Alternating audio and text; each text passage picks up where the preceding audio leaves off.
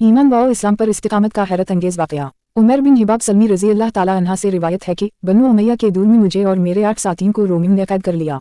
तो रूम के बादशाह ने मेरे 8 साथियों के सिर कलम कर दिए। उनके कत्ल के बाद मुझे भी कत्ल करने के लिए पेश किया गया। एक रूमी सरदार उठा, उसने बादशाह के हाथ पांव चुमाए और मुझे माफ़ी दिला दी।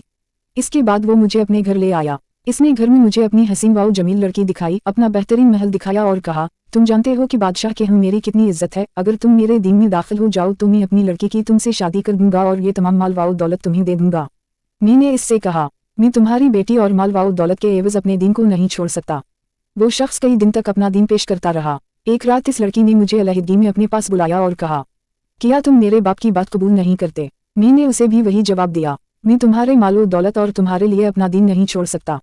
लड़की ने कहा, अब तुम्हारा क्या इरादा है? यहाँ रहना पसंद करते हो या वतन जाना चाहते हो? मैंने कहा, मैं अपने वतन जाना पसंद करता हूँ। लड़की ने मुझे एक आसमान का सितारा दिखाया और कहा, तुम इस सितारे को देखकर रात भर चलते रहना और दिन को छपे रहना, उसी तरह सफर जारी रखना, तुम वतन वापस पहुँच जाओगे। इसने साथ कुछ खर्च भी दिया और मैं वहाँ से चल पड़ा। मैं हसबे हिदायत 3 रातें चलता रहा। चौथे दिन में कहीं छुपा हुआ बैठा था कि घोड़ों के आने की आवाज़ सुनी।